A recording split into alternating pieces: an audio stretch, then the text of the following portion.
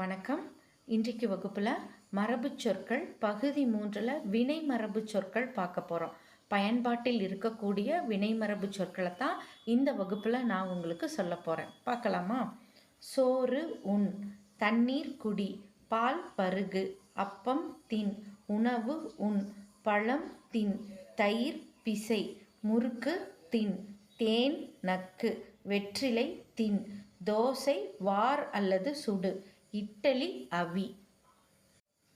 தயிர் கடை, மாவு அரை, எண்ணெய் ஆட்டு, நடனம் ஆடு, பாடல் அல்லது பாட்டு பாடு, கட்டுரை எழுது, கவிதை இயற்று, செய்யுள் இயற்று, சித்திரம் வரை, சிற்பம் செதுக்கு, சிலை வடி, ஓவியம் புனை, படம் வரை, வண்ணம் தீட்டு. நாற்று நடு, கதிர் அறு, களை பறி, விதை விதை, உரம் இடு, நீர் பாய்ச்சு, வேலி அடை, ஏர் உழு, கிழங்கு அகழ் அல்லது தோண்டு, நெல் தூற்று, பூ பறி, மலர் கொய், மரம் வெட்டு, விறகு பிள.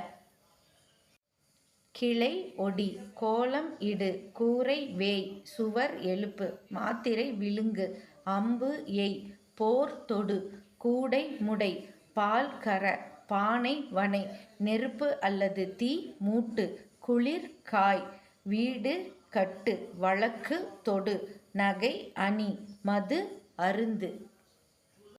ஆடை நெய், விளக்கு திரி தீபம் இவைகள் ஏற்று, கயிறு திரி, உமி கருக்கு, பொழுது புலர்ந்தது, கிழக்கு வெளுத்தது, கல் உடை, பொருள் ஈட்டு, சுள்ளி பொறுக்கு, கிணற்றில் நீர் இறை, எண்ணெய் ஆட்டு, மாவு அரை, நார் கிளி, ஒப்பனை செய்.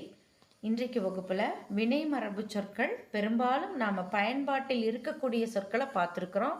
அடுத்த வகுப்பில் வேறு இலக்கணத்தோடு நாம் சந்திப்போம். வகுப்பில் இணைந்ததற்கு நன்றி.